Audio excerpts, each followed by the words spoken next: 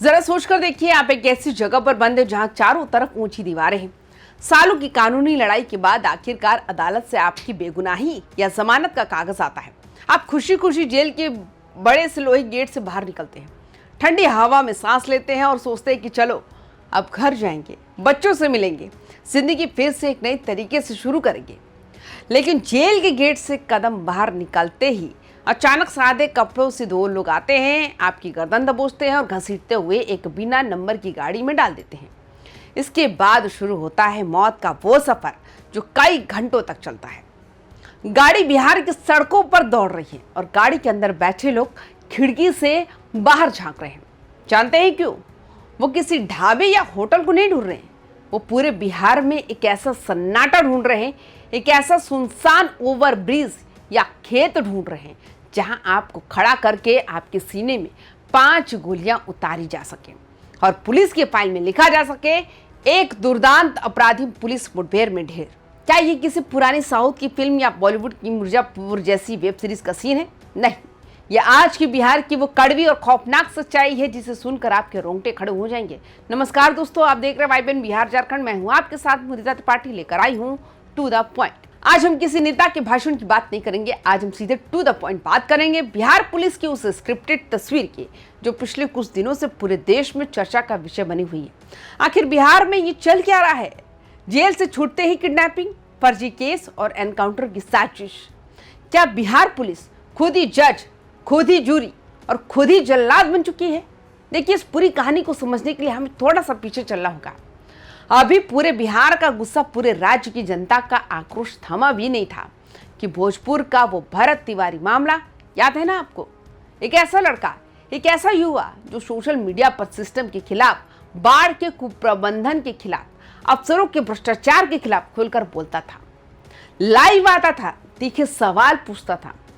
हाँ, उसने गलती की, उसने लाइव आकर पिस्तौल दिखाई, पुलिस से बदतमीजी की, लेकिन कानून क्या कहता है?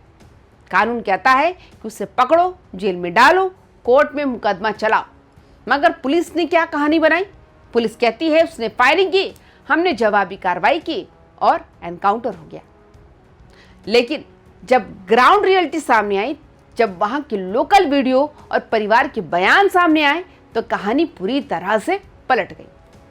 आरोप ये लगे कि भरत ने तो सरेंडर कर दिया था, पिस्तौल तक फेंक दी थी, तो वो तो पुलिस के सामने हाथ जोड़ रहा था।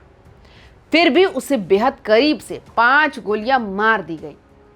भरत तिवारी का मामला अभी ठंडा भी नहीं हुआ था कि विपक्ष सरकार को घेर रहा था। जनता सड़कों पर थी।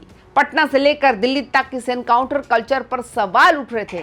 क्या पुलिस का काम कानून बचाना है या खुद कानून को हाथ में लेकर स्कोर कार्ड बढ़ाना है? लोग पूछ रहे थे, क्या ये सब सिर्फ लोकल पुलिस की मनमानी है या फिर इसके पीछे पटना में बैठे किसी बड़े आका का ग्रीन सिग्नल है? और ठीक इसी सुलगती हुई आग के बीच बिहार के भागलपुर से एक ऐसा नया मामला सामने आया जिसने आग में घी का काम कर दिया। ऐसे लगा कि जैसे एक पटाखे के ऊपर दूसरा बड़ा बम फूट गया हो। अब आते हैं आज के असली मुद्दे पर और बात करते हैं बिल्कुल टू द पॉइंट। ये कहानी है अविनाश श्रीवास्तव की। तारीख नोट कर लीजिए, 29 नवंबर 2025। सुबह का वक्त था। भागलपुर सेंट्रल जेल के बाहर अविनाश के परिवार वाले इंतजार कर रहे थे क्योंकि कोर्ट से उसकी जमानत मंजूर हो चुकी थी। अविनाश जेल के मेन गेट से बाहर आता है, लेकिन इससे पहले कि वो अपने परिवार के गले मिलता, अचानक वहां चौक थाने के दरोगा गौरव कुमार और उनके साथ कुछ सादे कपड़ों वाले पुलिस वाले पहुंच जाते हैं। वहां कोई कानूनी बातचीत नहीं होती, सीधे हाथापाई शुरू होती है। अविनाश को जबरन एक गाड़ी में ठूस दिया जाता है। अब यहां से शुरू होता है असली खेल। सोचिए, अगर किसी को गिरफ्तार करना है तो पुलिस उसे सीधे थाने ले जाती है, कोर्ट में पेश करती है, लेकिन अविनाश के साथ ऐसा नहीं हुआ। गाड़ी उसे लेकर बरौनी और सबलपुर के इलाकों में घूमती रही। घंटों तक गाड़ी चलती रही। क्यों?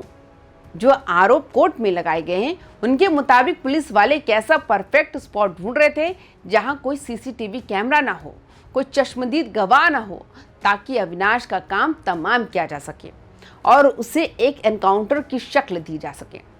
जब मन मुताबिक जगह नहीं मिली या शायद प्लान लीक होने का डर था, तो कहानी को थोड़ा बदल दिया गया।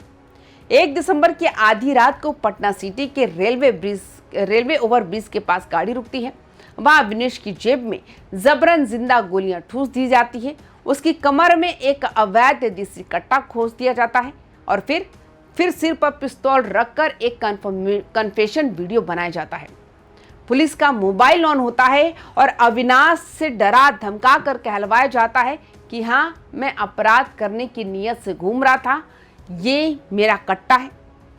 भाई सोचकर देखिए, जो आदमी अभी अभी जेल से छूट कर आ रहा हो, वो जेल के गेट से निकलते ही कट्टा और कारतूस कहाँ से लाएगा? क्या जेल के अंदर कट्टे बट रहे थे या जेल के बाहर कोई कट्टा लेकर खड़ा था? ये इतनी बचकानी स्क्रिप्ट पुलिस ने लिखी कि कोई तीसरी क्लास का बच्चा भी बता दे कि ये पूरा मामला पूरी तरह से सेट किया गया था। लेकिन पुलिस ये भूल गई कि ये नया बिहार है। यहाँ अगर पुलिस के पास पावर है तो जनता के पास कोर्ट का दरवाजा भी है। अविनाश की पत्नी पिंकी देवी हिम्मत नहीं हारती है। वो सीधे पटना हाई कोर्ट पहुंचती है।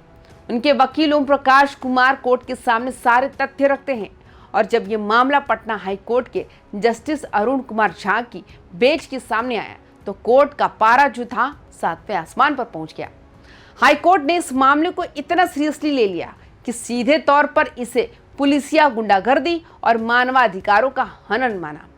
अदालत ने किसी छोटे मोटे सिपाही को नहीं बल्कि सीधे भागलपुर जेल के अधीक्षक राजीव झा, चौक थाने के थानेदार मंजीत ठाकुर और दरोगा गौरव कुमार को पर्सनली कोर्ट में हाजिर होकर जवाब देने का ऑर्डर दे दिया।